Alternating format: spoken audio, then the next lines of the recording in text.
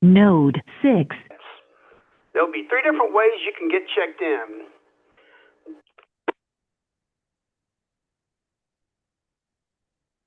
The first way is checking in by NetLogger. Simply connect to the Crossroads Ham Radio Club session on NetLogger, and you will appear in the Monitor tab. Once Darren sees you on the list, he'll automatically check you into the net. For those of you that are joining in Zoom, once you're joined into the Zoom session, once we see you in there, the NetLogger will automatically add you to the list of check-ins automatically.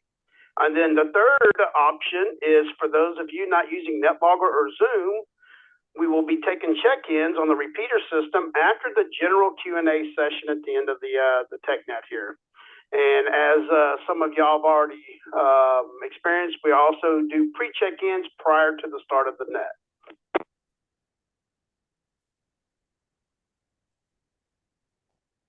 During the duration of this Tech Net, we ask that all Zoom mics be muted. See there, for the most part, they all look to be muted, so I think we're good to go. The Zoom session is being recorded and will be posted on YouTube following the completion of the net. All Zoom participants can pose questions, conversations, and discussions inside the Zoom chat via text, where other subject matter experts can assist while the net is simultaneously taking place over the air. Once the Tech Net has completed, all mics will be unmuted. If you'd like to follow along, let's see. For those of you that may not have been able to connect to the Zoom session, if you'd like to follow along, you can download tonight's presentation as well as past presentations. Well, there's no past since this is the first one, but you can download tonight's presentation by going to the technet.crhrc.org website.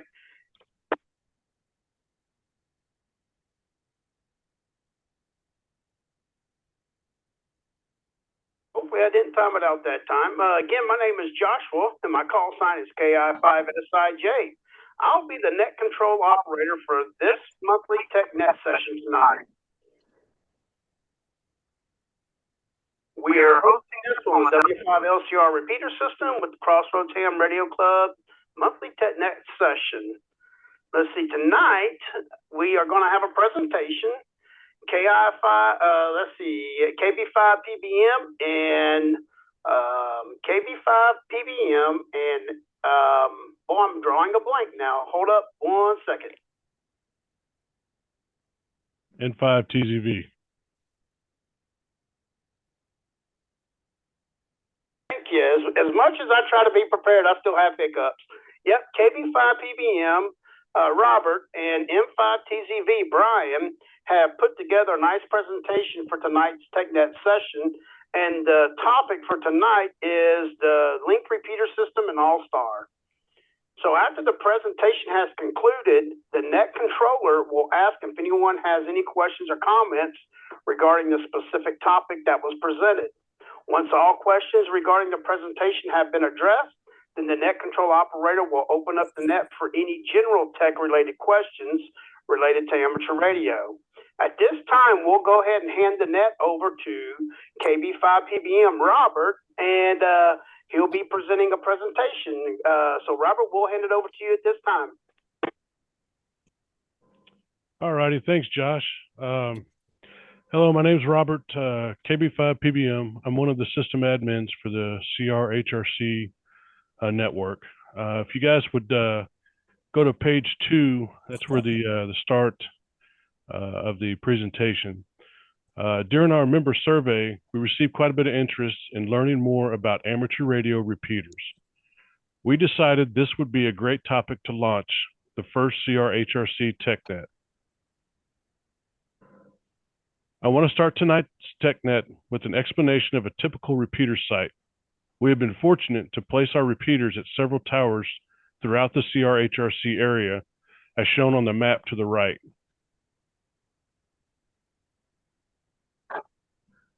If we can turn to page 4, on each of our towers, we have our antenna, of course. We choose a commercial quality single band antenna for each repeater, or a J-pole. I'm just kidding, not a J-pole.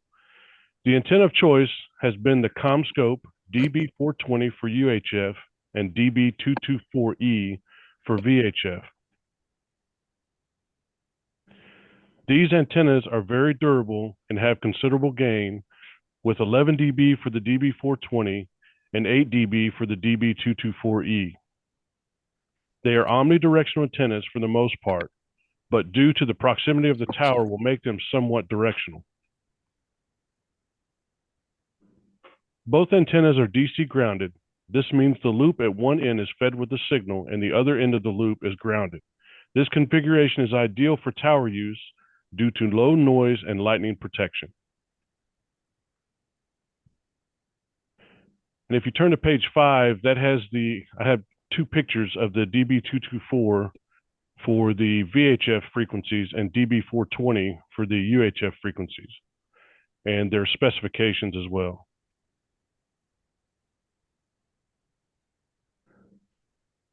From the antenna near the top of the tower, we are then connected to our feed line.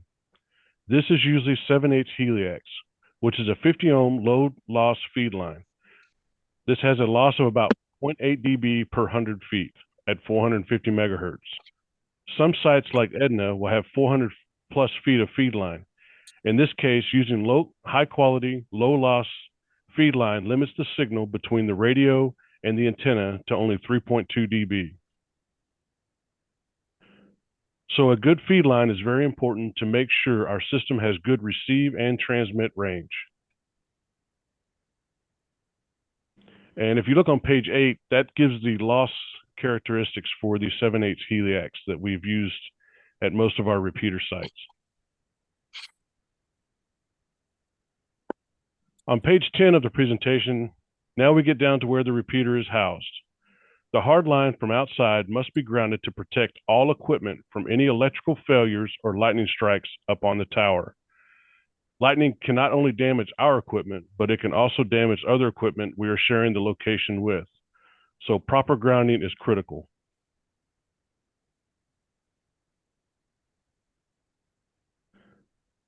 The next section is our duplexer. So after we get all the tower failures and lightning out of the hard line, we come to our duplexer. The duplexer allows our repeater to transmit and receive simultaneously on two different frequencies, an input frequency and an output frequency, creating a full duplex signal. You, the operator, can only operate in a simplex mode. You can either transmit or you can receive. This is why your radio is programmed with an offset transmit frequency when communicating over a repeater. But using these duplexers, the repeater can do both at the same time. The function of a duplexer is to separate the transmit and receive into two different paths. It does this by using a tuned cavity, which on the transmit path notches or filters out the receive frequency, and on the receive path notches out the transmit frequency. So on the duplexer, you have a connector for the antenna and two separate connectors for the transmit out and receive in on the repeater. Page 13 has a couple of pictures of the duplexers that we use, and that's what splits the transmit and receive frequencies for the repeater.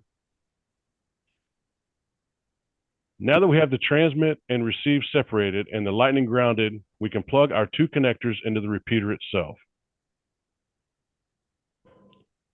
CRHRC uses the Motorola MTR 2000. These are known for being very durable and dependable repeaters. On this repeater, there are two ports, one for the transmitter and one for the receiver. The repeater is a radio which receives and transmits the signal on two different frequencies. You have an input and an output frequency. The repeater also decodes the PL tone from your radio and decides whether it is valid or not. If not, the audio is not forwarded to the interface board and not transmitted out of the repeater. But if the repeater receives a good PL tone, or correct PL tone, the audio is passed to the repeater interface board and out to the transmitter.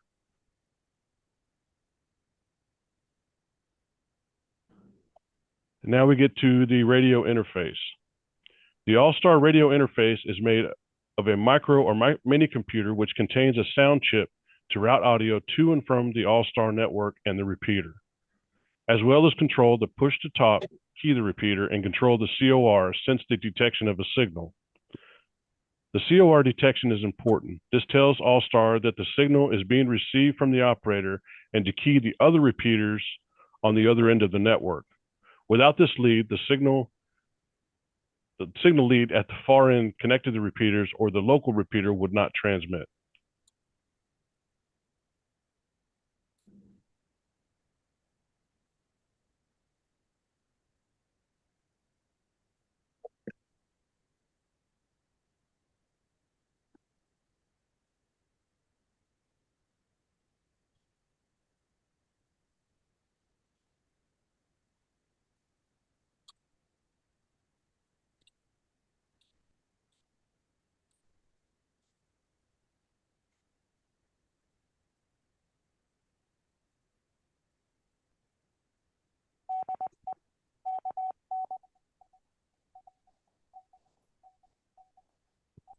Was created by Silent Key Ham Jim Dixon, WB6 NIL. His knowledge of PBX phone systems led him to integrate the Asterisk PBX open source software to link our repeaters using several modules written for the Asterisk PBX. These are the RPT module, which is the core or the repeater controller, along with several channel modules to connect repeaters, Echolink, and other software to the AllStar network. Two of these channel modules we use to connect to repeaters are USB radio and simple USB. These modules communicate with the chips of the repeater interface board. Other major code contributors include Steve Rogers, WA6ZFT, Steve Hinke, W9SH, Mike Zigman, N4IR, Steve Zigman, N4IRS, along with many others. Each AllStar controlled repeater is called an AllStar node and assigned a unique AllStar node number from allstarlink.org. AllStar is also used to create a hub. The hub functions very similar to a conference, where individual repeaters or nodes can be connected and disconnected to create a network of linked repeaters, as we have done for the Crossroads linked repeater system.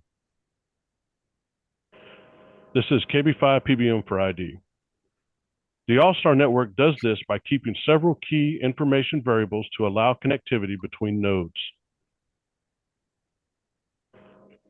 These include the IP address, the node number, and the UDP port. All these variables are needed to make connections between nodes. This information is collected when nodes send and register requests to the allstarlink.org server. Each node is constantly downloading this information every 300 seconds to keep up with the changes in IP addresses.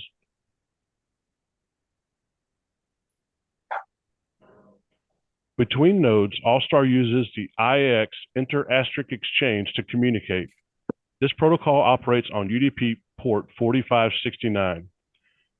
This makes a very efficient communication link between nodes. There are only keep alive or a series of are you there, yes I'm there packets. The only high traffic times is when the repeaters actually have traffic. Another great benefit is the selection of codec that can be used between repeaters. This is good for sites that have cell modem coverage or low bandwidth DSL internet and very limited on bandwidth. You can use a different codec with a lower bandwidth to compensate. An example would be the ULAW codec. This codec, when transmitting, uses about 80 to 100 kilobits a second. On a cell modem or very low bandwidth DSL, this could cause the voice to drop out, which is very annoying. The node admin can change this from ULAW to G726, which only uses approximately 32 kilobits per second. This will lose some voice quality, but your network will be more stable. Another reason to use a lower codec, you may only have 10 gigabytes of data on a cell modem. Lowering to 32 kilobits a second might help in keeping you under that cap. There are many other features using a PBX as a repeater controller that can bring to the table. You can make a dialable extension to connect to your repeater. There are several networks such as Ham Shack Hotline that are doing this very thing. They have extensions that connect to the RPT controller, and users are able to talk on the repeater using a SIP phone. Cool recordings can also be created to customize your node. AllStar is not only the current version of AllStar out there. Another very popular is HamVoIP. HamVoIP was started by a fellow ham WA3 DSP, Doug Crompton. He set out to create an image for the BeagleBone, similar to a Raspberry Pi, to work with the URI from DOK Engineering. HamVoIP has come a long way with creating very easy step-by-step process to get you up and going very easily. They have also made several additions to AllStar as well as scripts to easily manage the image they provided. In short, AllStar provides the ability to connect to external applications such as Echolink, DV Switch, DMR, P25, and C-Bridge controllers, giving us the ability to bring many different modes of communications, both analog and digital, into the network. Currently, CRHRC has node 28528 connected to Talk Group 11 on our HB-Link server, as well as our C-Bridge repeaters. You can check the status of these on our site under Repeaters menu link.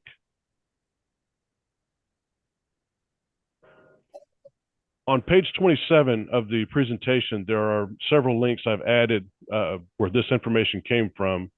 The Jim Dixon history is a good read about how he got the URI started. And there's two videos of him talking about his PBX knowledge and then AllStar, when AllStar was started. And with that, I will turn it back to you, Josh.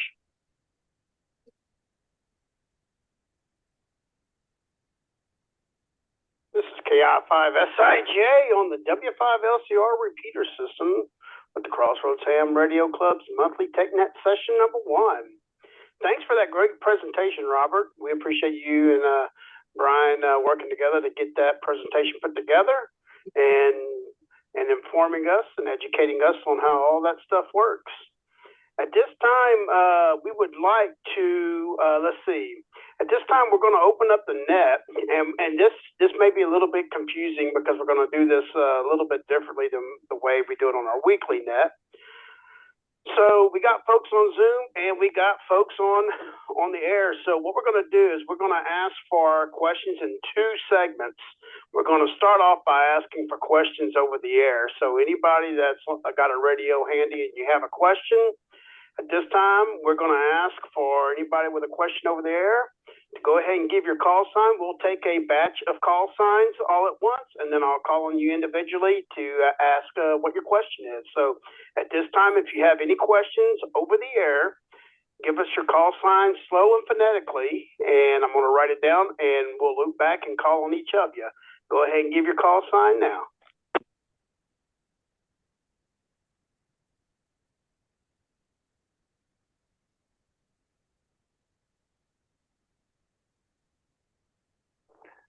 Whiskey 5 India Tango Zulu, W5ITZ.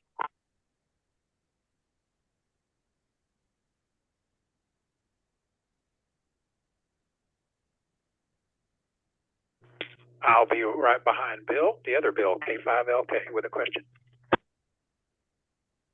The questions are going to be asked on the air, and then we'll give it back over to the subject matter expert, Robert and Brian, to answer questions, or we can open it up for others to answer if need be. So with that said, I'll give it to you, Bill.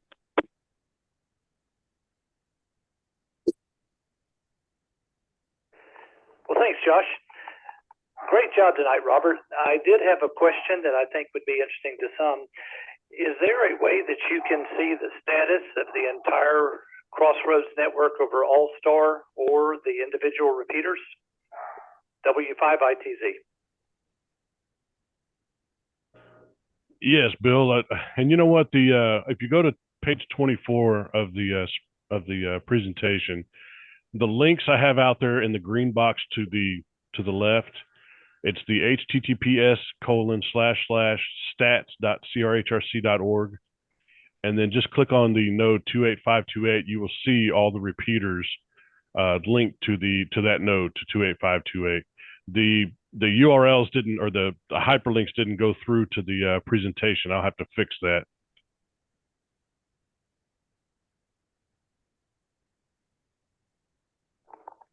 Okay, very good. Thanks for the information. W5ITZ.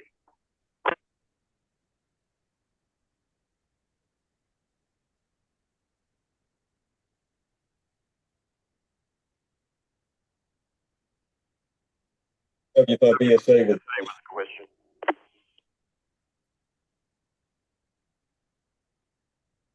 Go ahead, give your call and your question.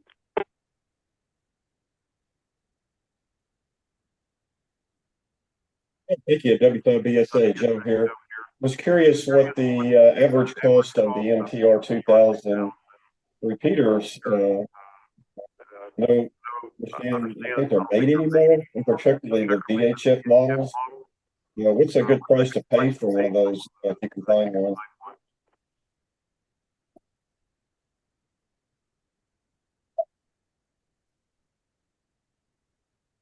I can answer that question.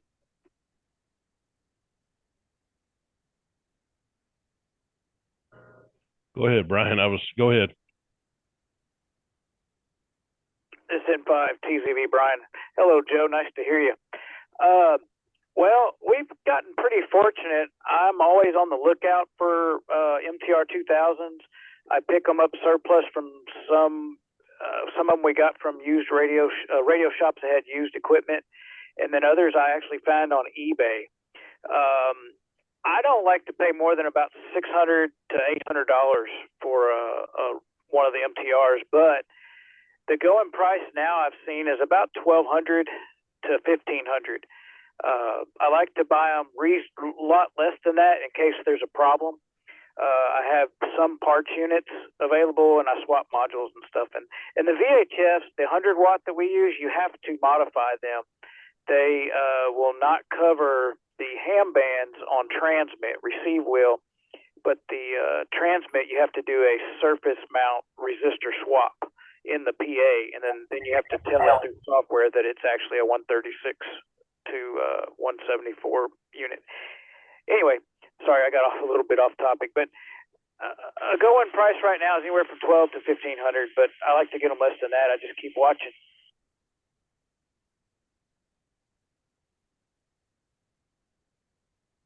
Good deal. Thanks very much, W5BSA.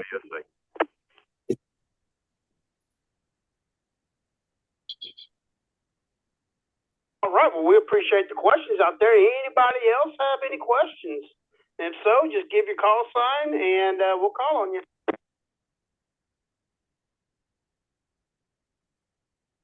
KJ5 AAN.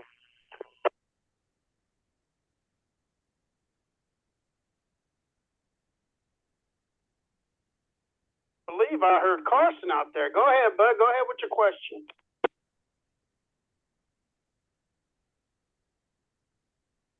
Hey, how are you, Josh? So I see, grounding antennas for whether it be a base station or a repeater. And I guess a lot of that has to do with protecting some body if they are or happen to be touching something at the time that a lightning strikes. Because from what I've seen, if you get a lightning strike, even with a grounded antenna, that it's more than likely going to destroy your equipment anyways. Is that true as far as y'all know? And how does that work on a tower as well with more than one system on that tower? Will it pretty much destroy all those? It doesn't really matter if it's grounded or not as far as destroying that equipment as well? Ooh, grounding could be a whole topic of its own, but Robert or Brian, y'all feel like taking a stab at that?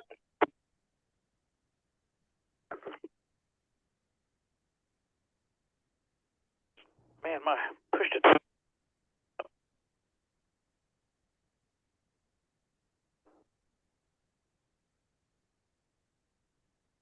Okay, let me try this again. N5 TZV. Hello, Carson. Actually, a tower site grounding is pretty complex. You can get a whole subject matter on this. Actually, you could have a whole tech net on grounding. But to make it short, most commercial tower sites have a common ground, and everybody is supposed to ground to the common ground. For one of the buildings that we're in, just for an example, it's got a ground bus, and we tie all of our grounds to that ground bus, so everybody uses the same ground. And then it's normally ran with copper strap, like a real wide 6 to 8 inch copper strap. It goes outside and it ties to the tower ground, so everything's grounded. And most of the antennas, like Robert had talked about earlier, they're DC grounded, so they're already grounded. They're basically a dead short. If you were to put an ohm meter on them, they would show a dead short. But for RF, they're not shorted, but they're a direct ground. So the mast and the whole thing actually becomes a lightning rod. So lightning hits towers and antennas all of the time. And what normally happens is it just hits the antenna and goes straight to ground, and it's good. But when you have the stray lightning strikes that can hit the control cables and Cat5s and all that, that's when you start getting your equipment damaged. But I hope, does that answer your question?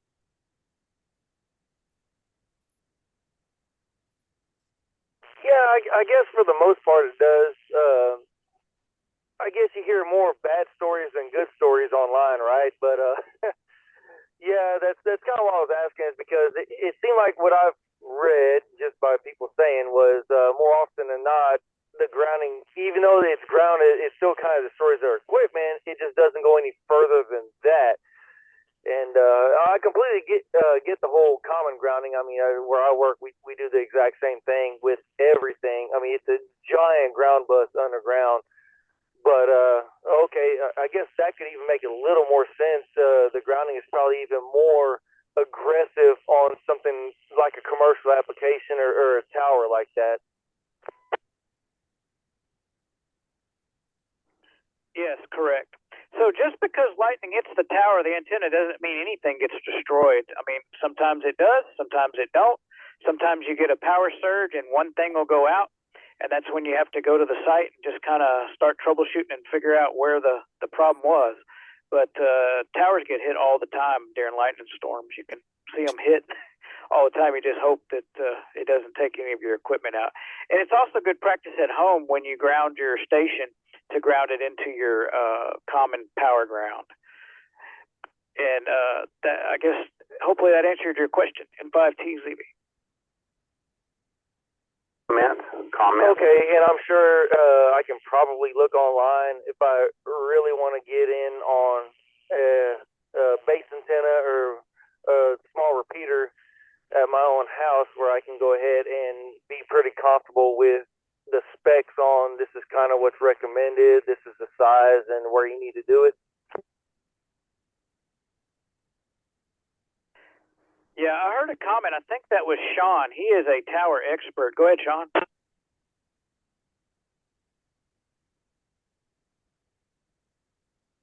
Good evening, guys. Yeah, I deal with grounding all the time on broadcast towers and all that. And yeah, the 99% of the ham radio antennas that you buy for your base stations, stuff like that, they're non-grounded antennas. So your semiconductor sitting up there just floating wide open on the stick. So when they take a strike, they tend to blow apart and tear up a lot of stuff. But all your commercial style antennas are basically a DC grounded. And also, like the coax coming down the tower, you know, they have a spec for how often they want that grounded. The heliaxes, I see some people spec every 50 feet. Typically, it's 200 feet. Some people are like top of the heliax, middle of the heliax, and at the base of the tower, and then right before it goes into the building. But one of the things for why some people go 50 foot is because you'll have a voltage potential difference between the coax and the tower. And if it gets high enough, it can arc through the outer conductor, outer shield, outer insulation into the copper outer and stuff like that, and possibly arc to the center there. I'll let it drop for a second.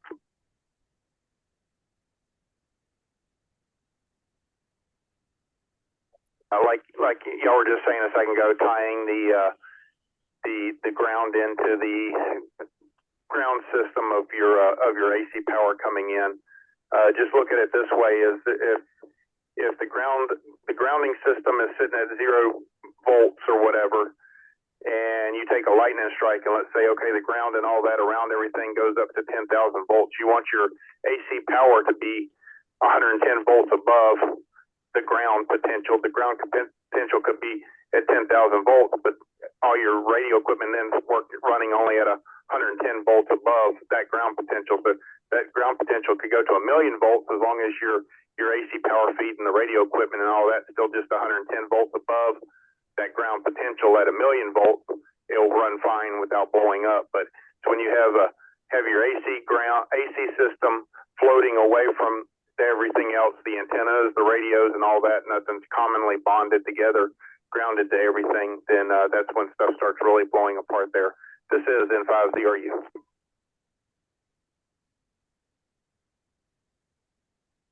Okay, so it sounds like probably one of the most important things is to find an antenna that is DC grounded. I mean, don't get me wrong, I'm not green when it comes to electricity, but I'm not exactly an expert as well.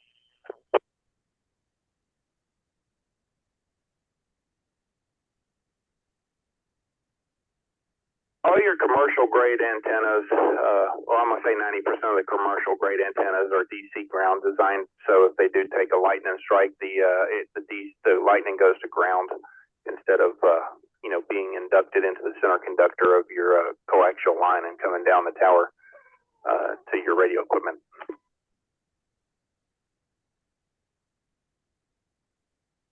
Okay, well, I appreciate all the information everybody has contributed, and this is KJ5AAN.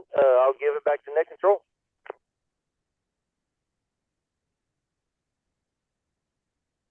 Well, Carson and Sean and Brian and Robert, we appreciate all the information. Yeah, I think the grounding topic by itself is enough to have at least one TechNet session, probably more than one, because you can talk about RF grounding versus electrical grounding for your inside of your shack and your equipment. There's so many different topics about grounding that could turn out to be multiple sessions, but I appreciate the question. Let's see, is there anybody else on air that has a question about the presentation or anything amateur radio related? Anything amateur radio related? Also at this time, if you're on Zoom and you have any questions, you can type your question in Zoom, or if you have a radio, you can pose your question on the air, and we'll do our best to get it answered. Anybody with any questions on Zoom or on air, put your call sign out, and we'll call on you.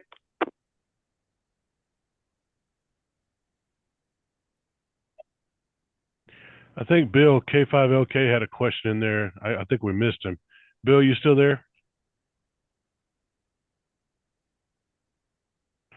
Yeah, I am. K5LK. Great net tonight. Josh, Darren, everybody on the Tech Net committee, congratulations. I wanted to talk about the Crossroads network a little bit. Compared to some of the AllStar networks, a couple of things I've noticed.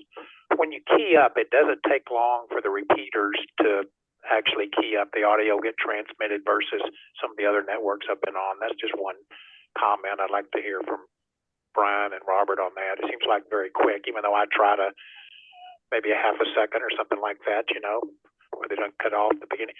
Then also, the audio just seems to be awesome all across the network compared to some of the other networks I've been on AllStar. So congratulations on that. Any comments, guys, if you don't mind? K5LK. Yeah, on the we've got a pretty beefy server that we use for the AllStar hub node 28528, which we try to keep the latency down. Some of the networks that you may be listening to, if they're really large, have a lot of nodes, you may have a lot of delay between the nodes, between the node and the hub. So that can cause that half a second delay in there. We try to stick with the ULAW codec. It's the highest bandwidth codec that they have for AllStar. The only repeater that we had to change it, I think we have Pasadena is using the G729 codec, which is a little bit less bandwidth, but still sounds really good. I hope that answers your question there.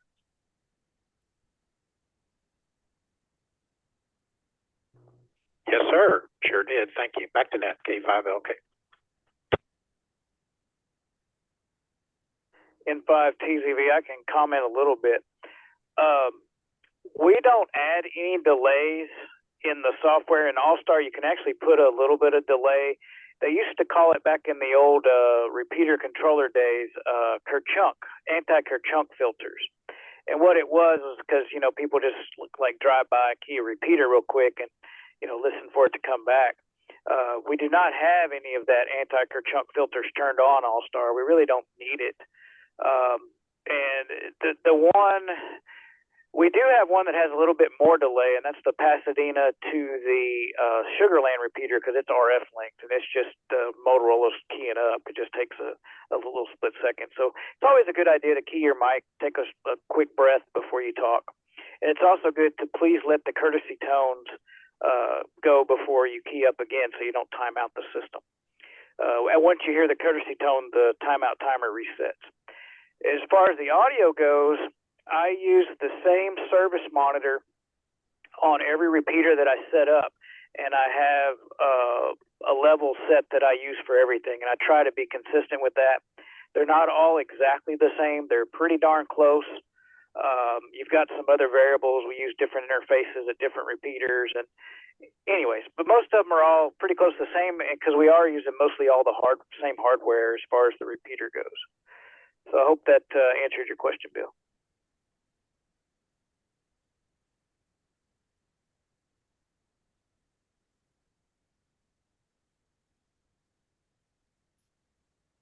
One other comment that Bill ITZ asked about the status page. If you go to CRHRC.org and then click on repeaters, and you'll see system status at the bottom.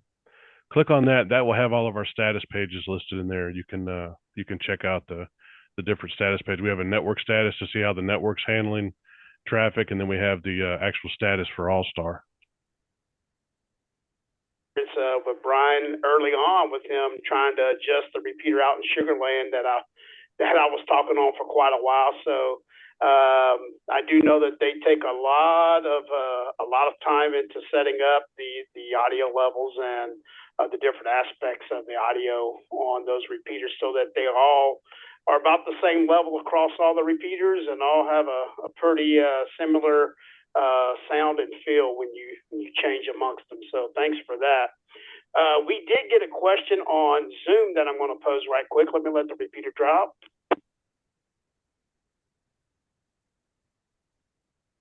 The question is from Stephen KJ5BIZ. Says, I'm assuming there are internet connections between each repeater stations. How resilient is the link system against a widespread power outage? Is there backup connections? Thanks, KJ5BIZ. And I'll give that over to Robert and N5TZV to answer that.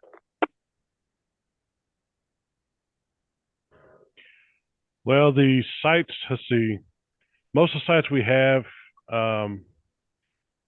some have backup power and some don't. So we would lose the repeater, and the internet is only as good as the network. So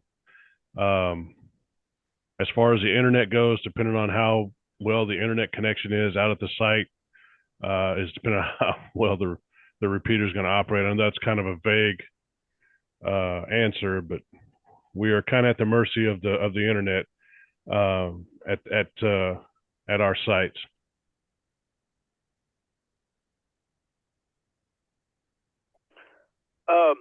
That is kind of one thing that might be a future project is to harden some of our sites and have them linked by RF as a backup. We prefer the internet, which, yeah, we are susceptible to internet outages, but as long as there's power at the site, the repeaters stay up and they'll work standalone. So if we ever had that problem, most of our repeaters should stay up. The majority of our sites do have backup power, but not all of them.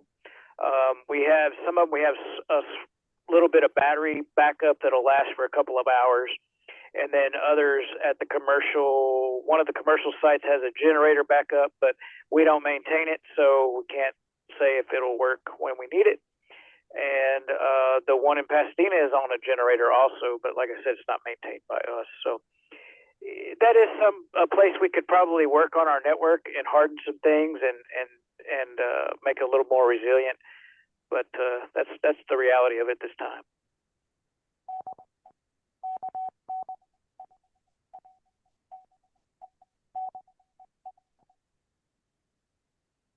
Hopefully that answered the question. And yeah, you know, if we had the RF option as a backup, that would really harden that area up as well. But thanks for answering that question. Is there anybody else on the air or on Zoom that have any other questions at this time? We're going to go one or two more rounds with questions, and then we're going to work on shutting it down for the night. So is there any other questions out there, whether it's regarding the presentation that we had tonight or any other amateur radio-related topics? Feel free to pose your question, and we'll see if we can get an answer for you. Go ahead and give your call sign now, and we'll call on you.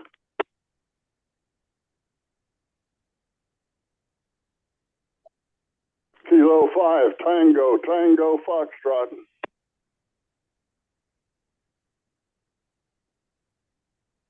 Tango, Foxtrot. We'll give it over to you, buddy, for your question. Yeah, Roger, thank you. This is K5TTF. I don't have a question on the topic for tonight, except just remotely.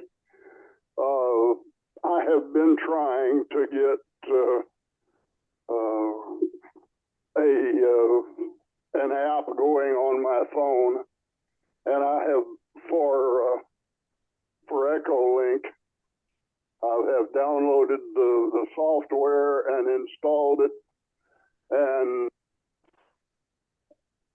when I go to try to transmit, it appears at the phone to go into transmit, but it does not transmit. I don't get any result. I don't hear the thing in the repeater. I don't get anything when I use the talkback feature in Echolink. I get no talkback. I get no, seem to have no audio at all, although it says that it's working. Can anybody help me? Over.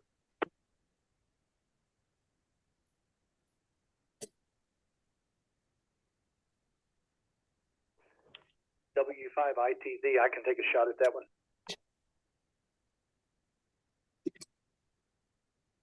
I got an idea what that is too. And W5ITZ, we'll let you take a stab at it. I'm curious if he's on an Android or iPhone, because it does make a difference. It's Android. Okay, Bill, thanks for the question. The first thing that I would say is that if your phone is using any Bluetooth connections, for example, for hearing aids, earbuds, or any other type of Bluetooth device, try disconnecting that and making sure that you're just using the phone for your receive and transmit. And let me take a break there. Could that possibly be an issue that you're experiencing? I don't think so, but I'll give it a shot. Would I be able just to shut Bluetooth off? Is that the idea?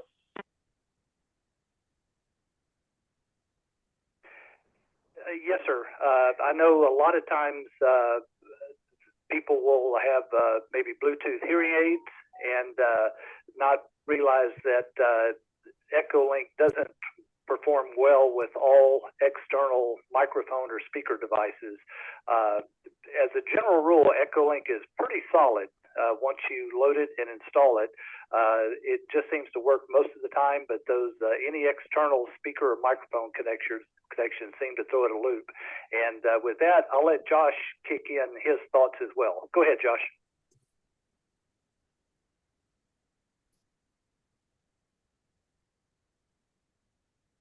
Yeah, well, what I was going to say is I know that on iOS, on Apple products,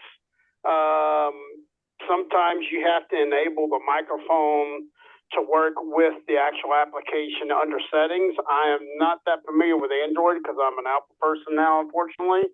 But I can look it up and find out if they have something along the lines on Android as well. I know that that was a real problem on Apple products. It would install the app, but it wouldn't actually give the microphone access to the app. So you have to go find that setting and open it. What I would suggest is finding the settings area for EchoLink and see if there is any settings regarding the audio or the microphone inside the Android interface, and that might point you in the right direction as well. If you end up not finding out a resolution to it, just let us know and we'll dig into it for you, buddy. Okay, thank you.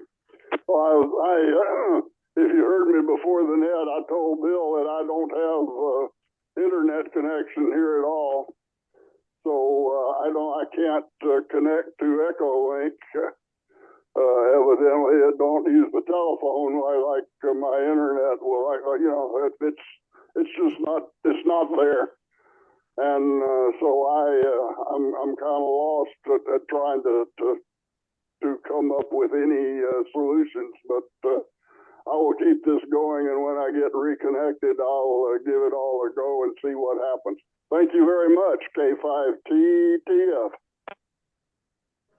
Hey, Bill, one quick thing. You said it was an Android, correct? Yes, sir. Okay, so when you open the EchoLink app, at the very top of the screen, there's a little speaker. If you click that speaker, on my phone, I have three choices. I have handset, speaker, and Bluetooth. Select the speaker, and then see if that works for you. You can try and you can look for my call. We can test it. Try selected speaker and see if that works. It'll use the speakerphone on your phone itself.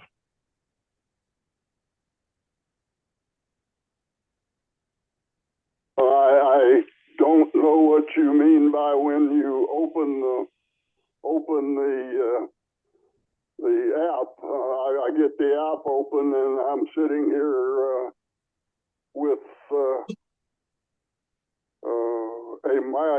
several icons across the top, a mic and a text and a group and a favorites, I think they are, and then there's text here that says ready for QSO, but there's nothing like, oh, there's the speaker, there it is, I'm sorry, there is a speaker up there, hang on, K5TTF. Yeah, select that speaker and then select speaker in the list, and we'll see if that works. A speaker is selected. I have speaker and handset headset, but speaker is connected.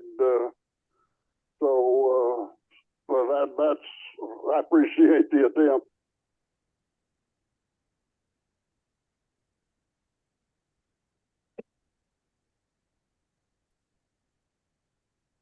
I was just okay, looking too. So I think there's a security setting that controls the mic on Android as well. But I tell you what, Bill, I'll dig into that a little bit and see if I can find an answer for you. And if I can find an answer, is your email good on QRZ? Roger. Bill, are you able to connect to any other nodes? I'm sorry? Are you able to connect to anybody? Does it actually make the connection? They just can't hear you? That's what I think is happening. Let me go back and see for sure.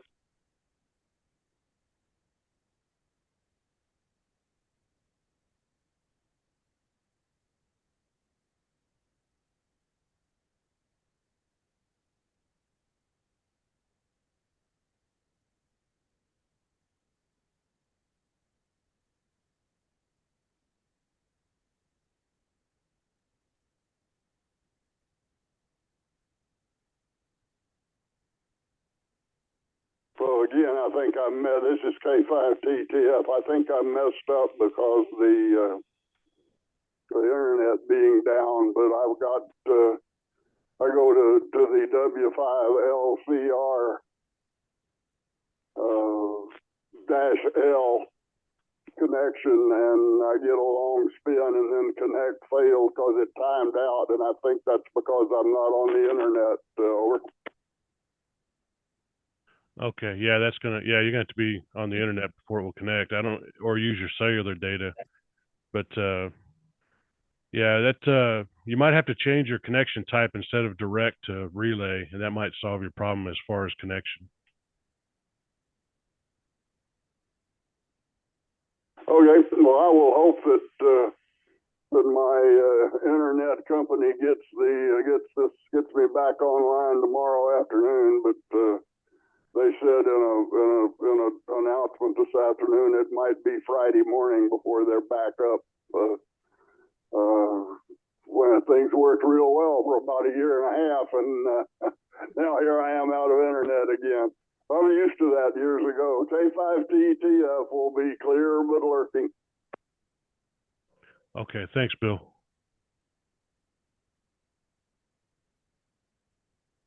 Hey, Bill, I'll just throw this out there to you. W5ITZ threw this suggestion out there, and it's great. If for some reason we can't find a resolution for you before the CRHRC breakfast, go ahead and bring that with you, and we'll take a look at it at the breakfast and try to get you fixed up. That sounds like a good idea. Very well. K5TTF. All right, so during the middle of that discussion, we had a question pop up on Zoom, and we had an answer pop up on Zoom as well, but I'll go ahead and repeat it over the air. The question was, does the Wharton repeater rebroadcast tone? And that came from, that came from K5RBC. And then Brian, M5TZV, answered, said the Wharton repeater does not rebroadcast the tone. I think that gets us all caught up with all the questions. I'm gonna go one more round. If anybody has any other questions regarding the presentation or any general amateur radio topic, please give your call sign now or drop your information in the Zoom chat and we'll call on you. This is the last round for questions. Last round. N5TZV, can I expand on that question and answer? Absolutely. Go ahead and take it away, buddy. All right, Rick, good question. Thanks for asking about the Wharton repeater. All of our repeaters, except for Wharton, rebroadcast the PL tone. The reason Wharton does not rebroadcast the PL tone is because there's two AM broadcast stations that are 600 kilohertz apart. And if we transmit the tone, the repeater somehow gets back into itself. And it's a weird phenomenon, and the only fix is to turn off the transmit PL tone. There's no other issues with that repeater unless you turn on the PL tone, is what we found out. So with that, if your radio, now I'm going to confuse you a little bit. If your radio does split PL tone, most ham radios do not. If you can set a different receive tone in your radio, I am broadcasting 82.5 out of the Wharton repeater. So 82.5 is the transmit PL tone out of the Wharton repeater, but most ham radios do not do split PL tones. But if you have a radio that does, Rick, you can program it at that 82.5. N5TZV. K5RBC, excellent answer, and I'll try that with that 82.5. Thank you.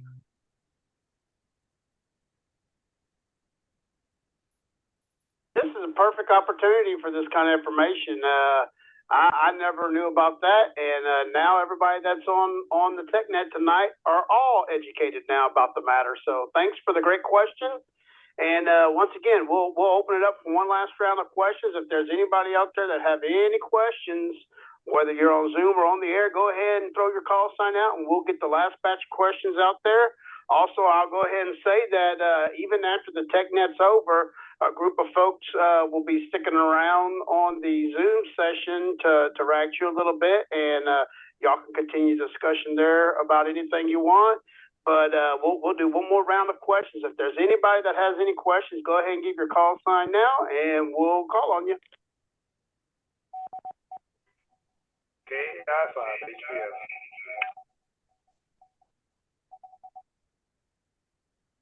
All right, I heard the net logger in there. KI5 HBF. Darren, go ahead, buddy. So there's a page on the Crossroads on the CHRC webpage. That's a system monitor status or whatever, and has some green bar graphs on it. What is that a percentage of? It says it's 100%. No audio, Darren. No audio. No audio. What the heck? Okay, can you hear me now? Yes. All right, there's a page on the Crossroads website that shows the system status with the green bar graph. It shows 100%. What's that a percentage of? Is that, I don't know, I'm not sure what it's showing a percentage of. That's the last hour of connectivity. If it's been going up and down, you'll see it drop. The percentage will drop. Thank you, Bill. That's network. That's network, Darren.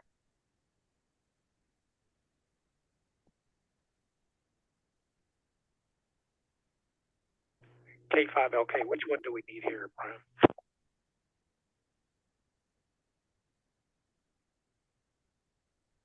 If you click on the CRHRC AllStar status, click that link, and then click on the 28528, and that will show you all the nodes currently connected to the hub node.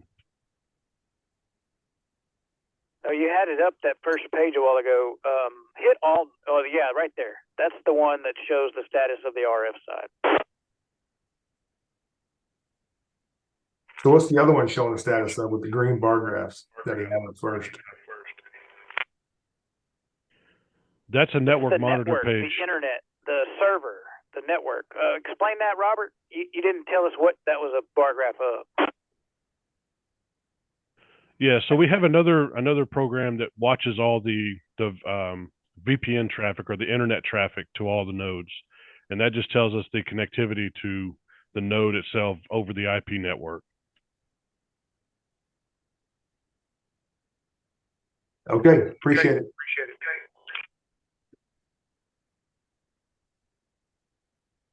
Hey, Robert, that This is comes in WWSA, handy isn't if it? one of the towers is having transmit or receive problems, right? Y'all go there, and if it was having internet issues or connectivity issues, you'd be able to see it there and kind of create a narrative about what's going on. Is that how y'all use that? Yes, I have a Discord page that sends me alerts whenever something goes down, and so I had to turn because everything goes down all the time. It'll go away and then come back. So it's just the way the internet is. So, but yeah, we have a status page that watches the network side of it, and then the status page for AllStar that watches the repeaters, and who's keying up or whatnot is on the stats.crhrc.org, and then the other network monitor is actually watching the IP traffic. All right, can y'all hear me? Well, one last question, one last try. If there's any other questions, now's the chance. Give your call sign, and we'll get it in there before we close out.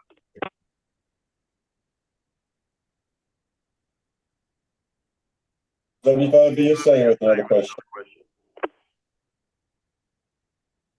Go ahead.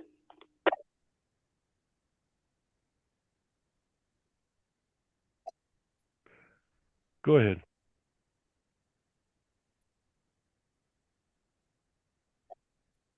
Earlier, I thought I heard someone say they're in what I'm going to call the tower business, and I was curious, what is the cost on a 400-foot tower like that DB224 VHF antenna? If you have existing heliacs, and it's just a matter of climbing the tower, mounting the DB224, and securing those grounding straps with the existing heliacs, that's something on the tower I'm referring to that definitely needs to be done. What kind of money are we looking at? That's my question.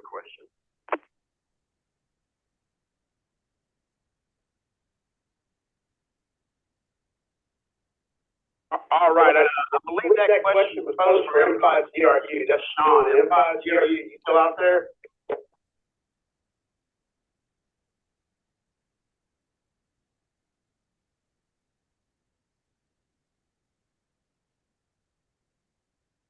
Josh, I can take a stab at that as the treasurer of Crossroads from historical. Go right on, sir. Yeah, good evening, Joe. That's one of the most expensive parts of running a repeater and trying to build a network. Anytime we contact a professional tower climbing service, we budget about $3,000 to have the tower climbed and have tower work. That'll usually get us a good solid 8-hour day of professional tower service. And then if there's any other parts or materials that we use, of course, that's going to add to that total. But just as a rough estimate budget, we use $3,000 to service the tower. Does that help, sir?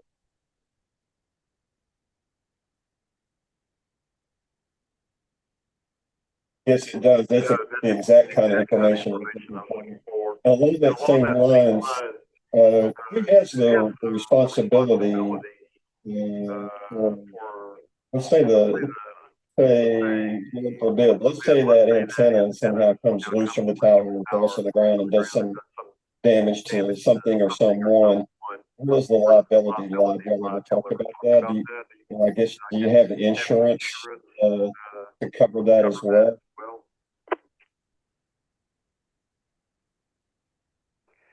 A great question, and absolutely. We spent quite a bit of time finding an insurance carrier for the club to make sure that we had liability coverage for that exact reason. Not so much to protect our equipment from damage, but in the event if we had an antenna that would fall on a commercial tower and damage maybe public safety antennas or another customer's equipment on that site, we wanted to make sure that the club didn't have to fork that money up out of our own small budget. So we are fully covered with liability insurance, and we actually display and present that insurance to all of the commercial sites that we're on, so they know that we are a covered provider, and that does help us from time to time with some of the locations. W5ITZ. Thanks very much. And if you don't mind, what does your insurance cost? And like I have a repeater here in Houston, and I get my insurance through the AWRL. Use somebody different. Of course, you got a larger network there, but what kind of dollars are you talking about for the insurance?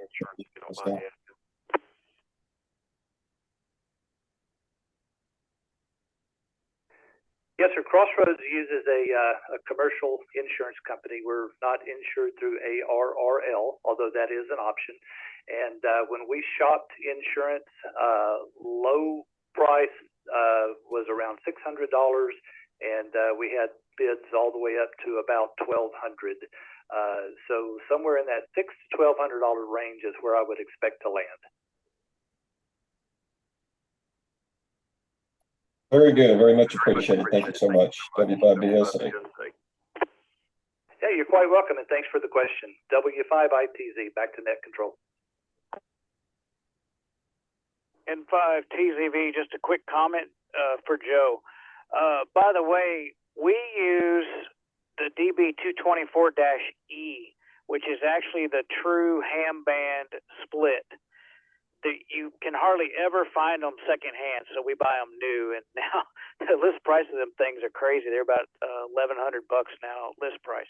But just so you know, we use the 224-E, so we get the best match we can in the ham bands.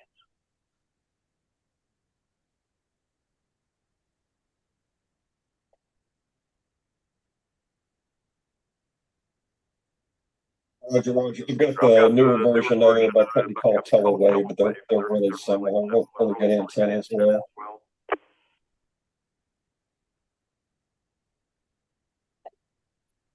Yes, I'm familiar with the Telewave. We use some of that on our at work. All right, thanks for the question, Joe.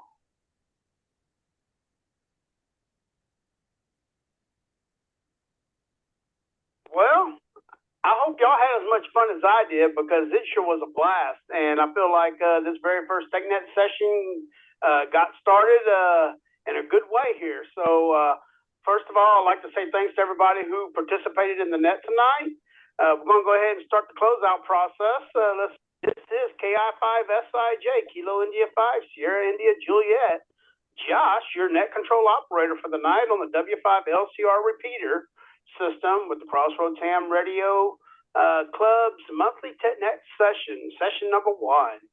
At this time, we're going to go ahead and let's see. At this time, we are going to wrap up tonight's TechNet session. If you have any questions regarding any amateur radio related topics after the closeout of the session, or if you have any topic suggestions for upcoming TechNet sessions, please feel free to contact the TechNet committee by sending an email to technet@crhrc.org.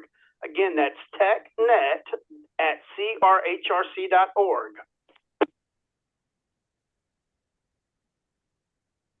All right, and we are at the portion of the net where I want to confirm all the check-ins, and so we're going to do what we call late check-ins. And just to make sure we haven't missed anybody between the RF and NetLogger and Zoom, what I'm going to do is I'm going to read off all the call signs that we have in NetLogger.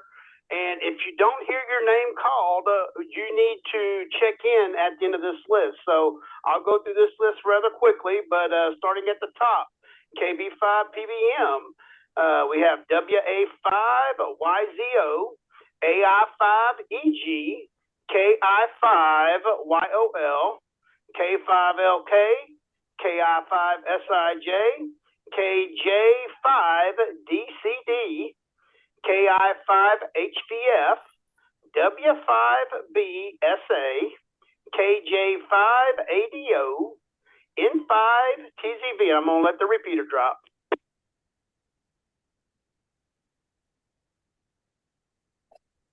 All right, let's see. W5CPO, K5TTF, KF5OXQ, KJ5CAP, W5ITZ, AE5II, KG5ZZA.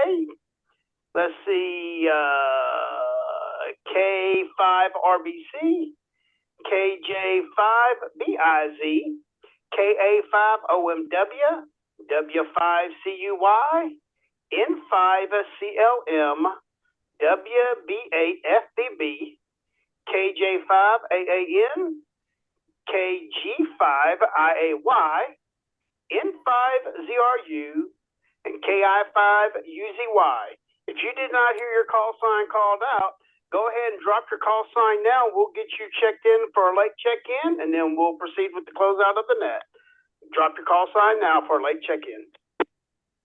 Kilo Charlie 5, Romeo X-Ray Whiskey. This is Kilo Echo 5, Whiskey Foxtrot Delta, Harvey and Angleton, no traffic, man mobile.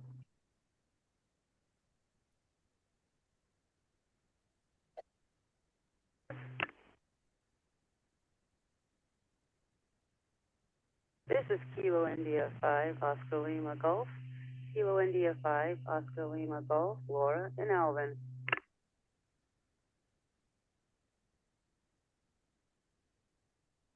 This is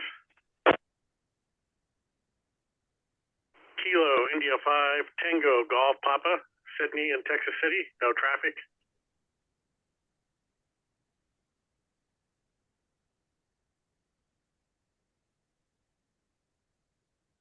This is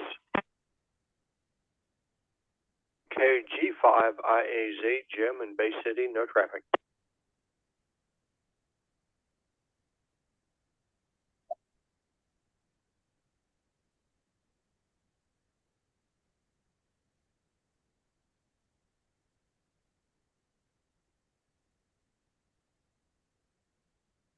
All right, well, we'll go to the top of that list of late check-ins. I have KC5RXW, and then we have KE5WFD, KI5OLG, KI5TGP, and KG5IAZ.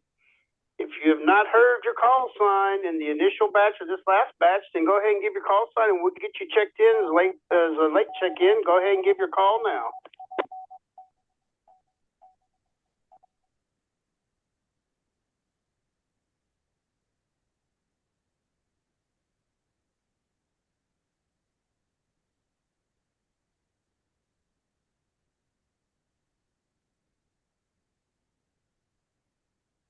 All right. Well, no other stations heard. Well, we'll continue on. Let's see. Before closing out the net, I want to thank everyone that participated in tonight's TechNet session number 1. I also want to give a big thanks to the TechNet committee members who have worked diligently to put this together. Thanks for helping make tonight's net a success. If anyone has any questions regarding the TechNet, or if you would like to join the TechNet committee and help us as we continue to do more of these TechNets in the future, please feel free to reach out to us by email at technet@crhrc.org. Also, please note several of us will be remaining into the Zoom session for General RAGCHU if anybody's interested. I'll now go ahead and close this session of the Crossroads Ham Radio Club Monthly TechNet. This is KI5SIJ, returning the repeaters back to normal amateur radio use. Thanks, everybody, for participation. We had 34 check-ins tonight, and appreciate everybody's participation. Good night, everybody. 73.